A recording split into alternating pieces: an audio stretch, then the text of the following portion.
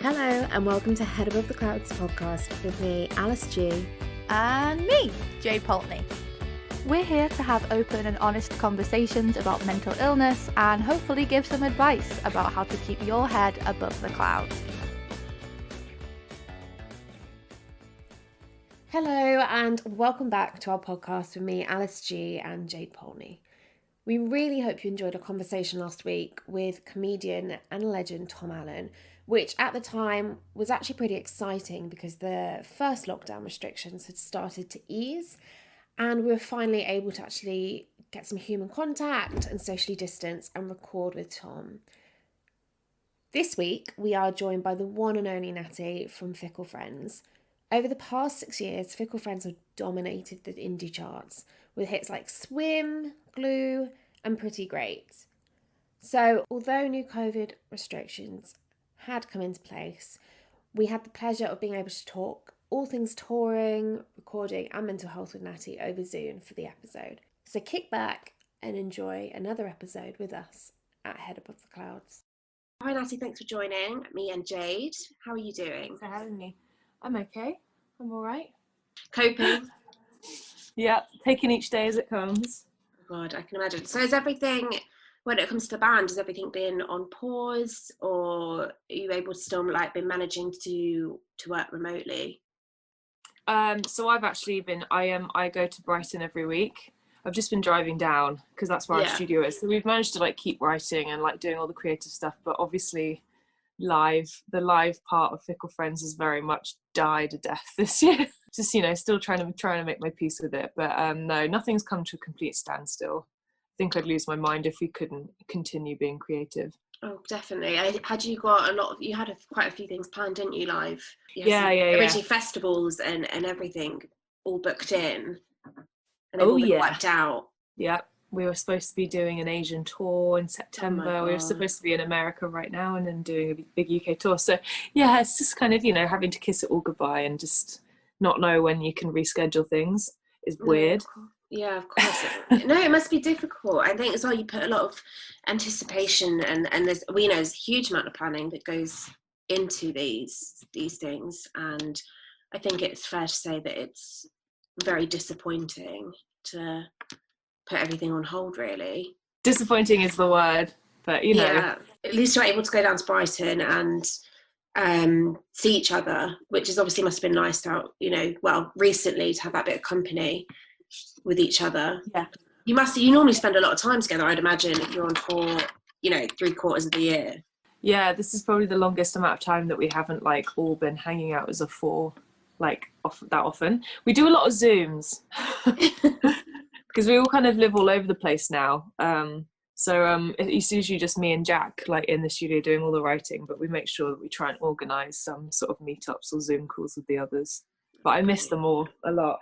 Yeah, I think the distance has become obviously is an issue anyway, but it's harder in lockdown.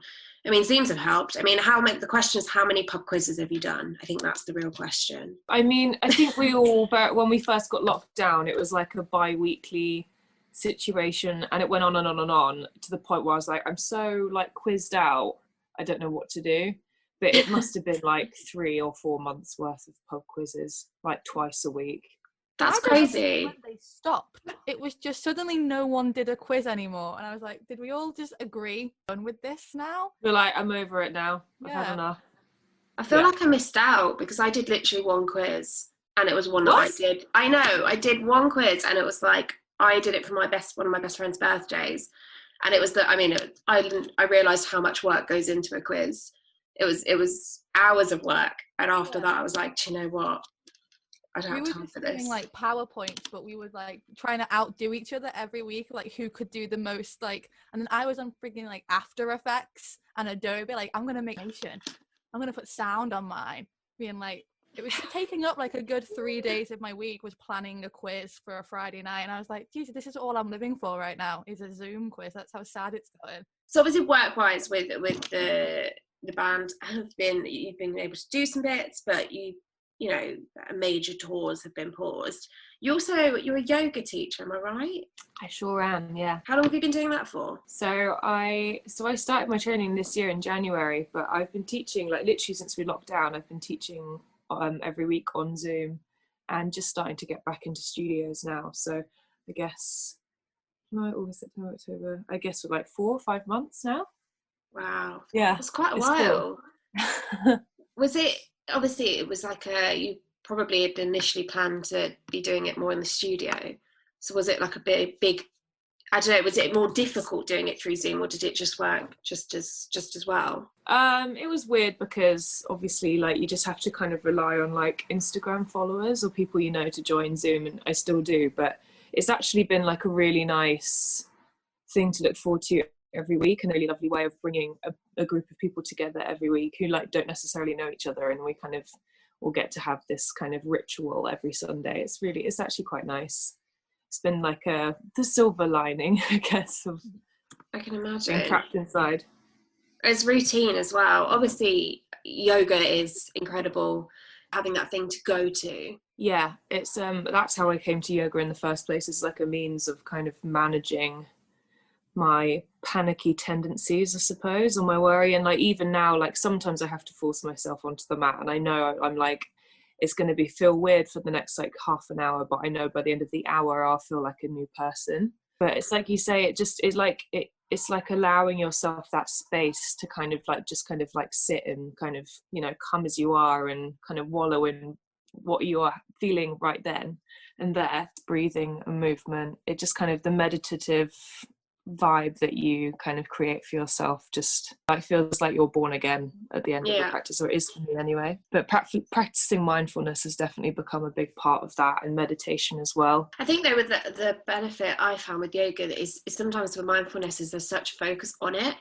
At least I find with yoga that I almost don't have to think about that part. It just comes naturally alongside it for me personally, which sometimes when you think, oh my God, you know, go, you know, it's as cringy as it might sound, go be mindful and take that time. I'm not very good at that. I'm useless at carving time. So if I do exercise or yoga or whatever it may be, I find that it allows me to do that without having to like actually cognitively like think about it. I'm exactly the same. I before yoga I was kind of, you know, I downloaded Headspace and I was like, there must be, I need to like start meditating and give myself this time. But just sitting and being and giving yourself that time, I was like, it wasn't something that I could stick to because I wasn't feeling like I was achieving anything else by it. Whereas with yoga, it's kind of, because there is asana, because there's movement and like you're feeling like you're moving, and you know, it's like a health benefit, it is exercise, it's everything else, and it kind of all ties into one. So it, like, for some reason in my head somewhere, I can allow myself that. I think it's like, especially when it comes to, I don't know if you're high functioning, but me and Jade are quite we're quite high functioning people, and we find it quite hard to stop. I mean, I find it really hard with work to put things down. I know Jade's up crazy hours, you know, on a roll. Yeah, having that sort of time to be like, right, I know I need to turn off things and then just focus on the movements or focus on the mindfulness for like an hour is like really helpful to just then slow down the end of your day and be like, okay, the work day is over or the work day is about to start, but I'm having this moment to myself. Yeah. To like not focus on the hustle and bustle of everything else that I need to do. I think when you're not working like a 9 to 5, or you are self-employed, or you are in like the creative industry, I'm exactly the same. It's like you're not, you know, leaving your house and going to work and you're doing your 9 to 5 and then you're coming home and you leave everything behind. Like with me, like I'm like you, I've got like something to do, or like I do a bit of illustration and animation. It's kind of like, whilst my housemate will be watching Bake Off and like she's come home from work and this is her time to chill out, I'm there like working until I fall asleep that night. Yeah, I have these sort of tendencies where if I am into something, I won't stop doing it until it's stopped, like until like the task is over. So if I suddenly really like get into like fixing something on our website, for example, I'll be there till like 4 or 5 in the morning until it's done, and then fall asleep for 2 hours and wake up at 7 o'clock to start the day again. It's something I think that for when you grow up, you're taught that, I mean, especially in the creative industries, you go for it, you just put all this time in and you have to carry on, and there's no like boundaries. You say when work finishes and you leave work at work and you come home. Same Bake Off, I think that's literally the one time a week that I schedule out. I'm a big Bake Off fan, so I schedule out at 1 hour where I will watch it, like no phone or like no laptop. Like other times, you know, you wouldn't believe the timestamps I get from Jade of some of the work she does, like 4:30 a.m. And I'm like, Jesus. Yeah, the many times I've like woken up to like a text off you being like, why were you signed into PowerPoint at 3:30 in the morning? I'm like, just doing things, okay? Leave me be. But we all work differently, and I do think I will go the opposite. I'm more of like start at 7 and finish at like 10 and then try and sleep. Jade's, you know, on a different time, like almost she's in America. It's similar to like you though. I'm so used to before this working in the nighttime part of music and the live side of it, that my days normally didn't start until 3 p.m. anyway. Yeah. Which is probably similar for you. It's like your schedule's all over the place and it's so fluid and it's never like set in stone. Every month, every week is completely different, that it's been really difficult to sort of find a natural body schedule to do these things in, because I'm just like, oh, I'm still getting up at 3, but I've got actually nothing to do now. I'm just like, whoa. I've gotten very good at giving myself a schedule, not necessarily a schedule, like obviously sometimes I allow myself to wake up and I'll just sit in my bed and I'll work for a few hours in my PJs, and which probably isn't great because you know, you don't have that like getting up and having a shower and doing whatever, but some days I do that. But I've like, because I've kind of not branched out, but I've hustled. I cannot be idle, because that's when mentally I start spiraling quite quickly. And I knew that as soon as we went into lockdown, I was like, right. And I was in a situation where I was living with my ex, and really, it was really, really devastating. That kind of like went down like the drain during lockdown, as it has for so many other people, and it's left us feeling quite confused, because I feel like I was in such a different headspace at that point as well, and I can't really relate to like what I was feeling, but all I knew was that I needed to keep myself busy. And at that point I couldn't go to Brighton, I couldn't go to the studio, like we were trying to do a bit of like remote writing, but it just wasn't the same vibe. And I was like, right, what else can I do? And like luckily I had like my yoga training and teaching, and then I started getting into trying to do some more commissions and drawing, and just trying to like fill my days so I wouldn't be sat there like, oh, I've got 5 hours where I have absolutely nothing to do. And binge watching Netflix just it's not good for me. Like don't get me wrong, I love it, but I'm not one of those people who can just sit there and watch it all day long. I think allowing yourself, like as you said, I have Friday mornings where I tend to have like the hour in bed with my PJs. It's like my ritual, the one day a week where or at least I try and make it a Friday where I can like do it at a different pace. So I think having those little things about, I don't know, self-care, if that's the right way. Yeah, it is. It definitely is. I think that's really, # self-care. That's been big. That's been a big factor in my life this year. Scheduling your self-care time. What's your favorite? Obviously you've got the yoga. What's your favorite like self-care things? Because you can do yoga anywhere. People say to me, oh, you can only do it in your room. I've done yoga in toilet bathrooms and pubs, like when I need it, if I'm having a meltdown. Obviously you've got the yoga, but what else is like your go-to? I really, really love going for a walk and listening to audiobooks. I mean, I tend to just kind of work through all the Harry Potter books, and then I'm ready to start them again. So it's just something about listening to Harry Potter. It's so mindless. I know what's coming. It's Stephen Fry's voice, and going for a walk like by myself, especially where I live now in East London. It's just so beautiful with the canals. I love doing that. That's exactly what I do. Is it what you do? It's great. I have the Stephen Fry audiobooks on my old iPod Classic. So I take that out with me, and I'm like, I've not got my phone, so no one can contact me during this like 45 minutes where I'm just going to walk around the park or the woods by my house and just be like, Stephen Fry, he's so calm. And it's like, oh, this is so nice. It's like, it's perfect. I know exactly what's happening. I'm not going to be like, oh my God, a twist. I'm like, I know where this is going. I turn my phone on airplane mode and I just do it. Or sometimes if I'm like going to meet a friend and I'm like, oh, it's, you know, I could take the bus there, or it's like an hour walk, and I'll just walk and I'll put Harry Potter on, and that's like my time. I used to do it on the way to and from school. I used to hide my iPod in a secret pocket in our blazers. So I used to hide my iPod in, and I used to go on the way to school, I'd be listening to Harry Potter. And I still do it now, like 10 years later. Yeah, I'm obsessed as well. It's just so good. It's everything I want. We just spent a lot of time watching Mamma Mia on repeat, I think. Netflix knew exactly what it was doing with the movies when lockdown started. It's like, we're going to put all the cheesy nostalgia movies on. And I was like, oh, Mamma Mia's on, Angus Songs and Perfect Snoggin's on it. I was just like, oh, it's like I'm 10 again. It's watching all these really crap films. I'm like, I love it. This is sick.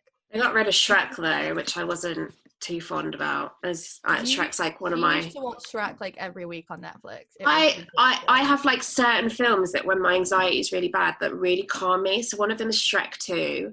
Another one is like Despicable Me and Minions. I don't know what it is. I cannot tell you, but it like I can be in the worst state and put it on, and I'll just totally like I'm like a child. I just totally like plateau out. I noticed you started a swap shop. Is it you borrow, or do you like fully sell, or is it like both? So it's a swap. So basically the idea is that so we set up rails, people bring their unwanted clothes that they would normally just drop off at the charity shop or, you know, do whatever, and then whatever's left over we tend to keep for the next swap, or you know, drop to the charity shop. You kind of like learn what gets left behind a lot of the time, but we do try and like enforce a rule of like that we don't really accept any kind of tatty clothes with no life left in them. But it's a really, really nice like experience. People tend to kind of like stick around for quite a long time and just chat, and it's just like a nice vibe and group of like-minded people. The thing is, I think a lot of people who would normally say that they are kind of, you know, quite like anti-fast fashion conscious or whatever, they just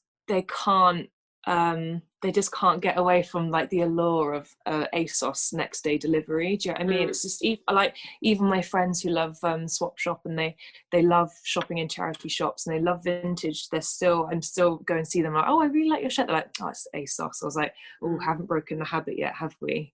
It's kind of like, I guess, you know, like why would someone go vegan? And they're just like, oh, it just tastes like meat tastes so good, like cheese is so delicious, like it just kind of like takes over their like moral principles. Yeah, it's the convenience, isn't it? Because at the start of lockdown downloaded TikTok, and for some reason I was getting shown loads of all these like girls making their own clothes. And I was like, oh, wow, this is so sick. And like girls learning to knit. So I've been trying to learn to knit. I'm getting a sewing machine. But then downloading patterns like sewing patterns and knitting patterns and that, they were all so complicated. And I was Googling, why is it so complicated? And it was a whole legitimate conspiracy theory from these big fashion brands who paid off these catalogue companies who made knitting and sewing patterns to intentionally make them more difficult so people would stop sewing and start mass consuming in shops. Are you joking?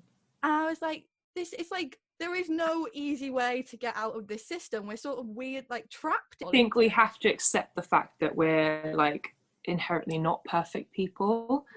I think doing it with baby steps and letting people come to their own realizations is definitely the way to do it. So with clothing sustainability, like if you know only buy one thing from ASOS a month, and compared to maybe buying one thing every week, like at least that's making a little bit of a difference. So it's just like making a very subtle change can help, and it can lead to better habits. And I think that's all we can do at the moment, and to support small companies. You know, like these trousers, like it's a girl I know from Bournemouth who makes her own clothes, and she started like her own sustainable company. And I know like the £50 or £60 I pay for these trousers, although it's a lot more than I would have to pay with like ASOS, I know it's going to her, and she's hand sewing it, and she's very self-made. You know what I mean? So it's just kind of knowing where your money's going. I think that's been one of the really positive sides of lockdown, is the sort of community aspect of supporting the independent businesses that we're surrounded by. I know especially in Liverpool with the extra lockdowns that we've had, it's really pushed people to buy things from independent stores, go to independent restaurants, get gift cards for Christmas for people from all these smaller shops. I think it's definitely a positive of this, is like we've become more conscious of like these businesses that are around us. These are independents, and if we don't go to them, if we don't endorse them, they are going to die, and we're just going to be surrounded by massive chain shops for the rest of our lives. Exactly. Yeah, I think that is a good thing to come out of this whole situation. I know you've had your own experiences with, as you mentioned, with your anxiety. I kind of like didn't recognize what it was for quite a long time, and then it got quite bad when I first moved to Brighton, after I moved from Liverpool actually. And I think it was like, I mean, things can come to the surface for any reason. There's normally like some sort of catalyst, and for me it was the fact that I'd started the band we have very much had like kind of this mentality of saying yes to absolutely everything, because when you're starting out, that's what you have to do. And so I was like full-time at uni, had the band, I was working 3 separate jobs to support myself, doing all of these things. I was burning the candle at both ends. I was like fretting about keeping like my grades up and getting my work done. And I was fretting about, you know, like, are people going to turn up to our gigs, and is this going anywhere, and blah, all of these other things, which seem quite trivial when I think about them now, but at the time it was like so much. Like the financial instability and everything, and I had to like move house, and it just became too much, and I had just had like a bit of a breakdown, and then it just kind of like, it just lingered from there. It's like I couldn't get this kind of cloud in my brain out of my head for quite a long time, which is what kind of led me to then thinking about how I was going to deal with it. And I did go on like antidepressants for a bit, and you know, I got very reliant on the fact that I know I had like a packet of diazepam in my bag wherever I went. But yeah, I mean, it was a weird time, and it's stuck with me ever since, but I've just kind of, I guess I've gotten a lot better at managing it. I think my experience is it takes time.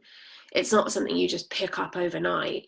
You know, you're not only having to learn about, you know, techniques to manage this, but you're also having to learn about what is going on with you. Like a diagnosis or whatever's happening isn't just something that you get here and go, okay, well, that all makes sense, and I now know what I'm doing. It's not like that. It takes time to kind of figure out what is happening to you anyway, and then you add in, all of a sudden you're supposed to cope with everything. I think this is the thing. Once again, our government doesn't realise that the industry is hardcore. Like it's a lot of pressure. You know, you're doing things that aren't just sitting at a desk where you're in your comfort zone. You're being pushed and it kind of propelled into new areas. So absolutely. I think with mental health, it's, especially for creatives, it's really, really difficult. I think also like the sacrifices that you have to make also play a large part in probably like our kind of, you know, our tendency to have kind of these waivers with our mental health and having to give up so many things. And I know that Harry, our bassist, especially found it incredibly difficult when we were away so much. And, you know, like he was engaged to be married, and like he kind of like, he had his whole home life with all of his friends who were all settling down, and they were doing all these wonderful things, and he would come home, would kind of feel like he was like on the outside of a window looking in on the life that he kind of thought that he was going to have. And it was like realizing how you're going to juggle it, and like it does. And that's what makes me so angry with the government in the moment, because it's just, do you know how hard and how long people have to work to be succeeding in the arts industry? Go and retrain as something else. Okay, cool. Literally, spend your whole I'll put life. the last decade of my life on the back burner, shall I? Yeah, and I think there's definitely that sort of attitude within the industry as well. It's like, oh no, you are expected to make these difficult sacrifices and these changes, and if you can't do it or you're not willing to do it, then get out. Like everyone's, and there's like the sort of press, like, well, everyone's making these hard choices, everyone's pushing themselves to the brink of breakdown. So if you're not doing it as well, then you're doing something wrong and you don't deserve to be here. It's baffling, isn't it? I think to be honest, like all of this stuff that's happened is like, it's a testament to like people in the creative industry's emotional resilience. From someone in the industry who's touring, obviously touring comes with its own difficulties when it, as you mentioned earlier with your bassist, when it comes to mental health. What is something that you'd like to see in the industry in regards to that? Maybe change or something to help the situation when it comes to mental health? Touring's a weird one, but like it's kind of like, well, very, very, for us anyway, it's like a very self-contained, like we're in our own little bubble, and the things that like cause me anguish, whatever, is kind of, you know, like stage nerves, or like worrying about failure, or worrying that, you know, that we haven't sold enough tickets for this like big venue that I guess gotten us down a lot of the time before. It's just, I don't really know if there's much that people could do. I mean, like for me, the only thing I've experienced personally, which happens, it's become quite normalized to me, but like we'll turn up at a venue and like I help with the loading or whatever, and you know, I carry some boxes of t-shirts to the merch stand, and they're like, oh, you merch girl, so yeah, just go over there. And you know, like the assumption is always there that I'm not with the band, I'm just an accessory. The shock that you're met with when it's just like there's like, so what, like, what's the process? And I was like, well, I write the songs with Jack. And I'm like, what, you write the songs, like most of the songs? And I'm like, I don't understand how this is met with like a surprise it's like a in difficult any way concept to grasp. Yeah, it's so bizarre. It's like, oh, because I can't get my head around it. They don't realise also that it does have an impact, as much as people shrug it off and we get on with it and we just kind of smile and we just go, oh, I mean, we're used to it. I think what if people are having a bad day? You know, we've all had days where our confidence is rock bottom and we're thinking, I don't know if I want to do this anymore, not because I don't love it, but because everything is too much and I feel like it's not working out the way it should do, or whatever it may be. So when people make comments like that, it does have a detrimental effect, I think, onto this. And it's almost saying that you're not good enough. There is like an underlying effect of these presumptions and whatever. Definitely. I mean, already before being met with that kind of response, I've always had a deep need to prove myself, whether that's prove myself to my parents because, you know, I'm in an industry that doesn't tend to make an awful lot of money, or proving myself because I'm a woman in a male dominated industry, or prove myself as I'm more than a singer because everywhere I go that's what I'm assumed to be, but actually I'm a songwriter and all kind of aspects of the word. And do you know what I mean? And like even now, like I'm like completely obsessed with adding as many strings to my bow as physically possible, especially with this year. And it's kind of like I've got an issue with the amount of pressure that I put myself, and it's definitely something that plays into my mental health and like my kind of very anxious being. But it's like I'm always looking for the next thing, because I never feel like I've achieved enough or satisfied in what I've done, and it'll never be viewed or appreciated by the world as a whole. We have just started releasing our album in parts, and for the first part is the season 1 of Weird Years.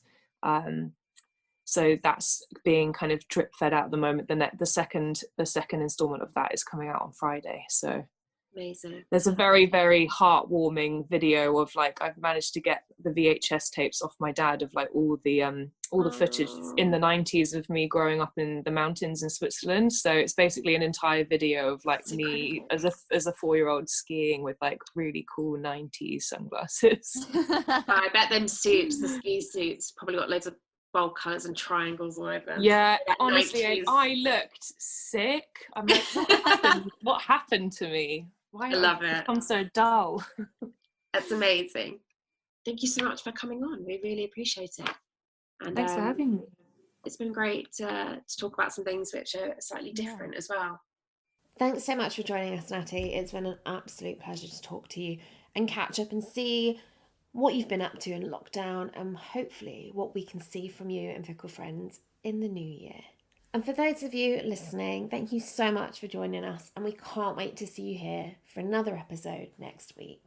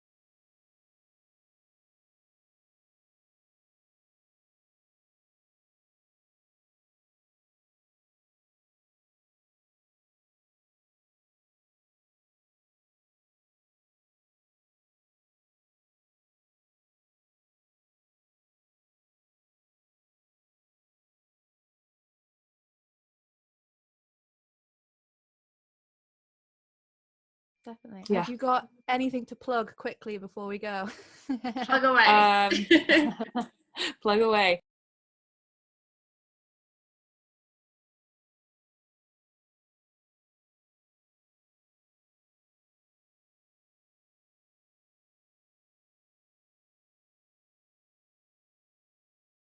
Amazing. There's a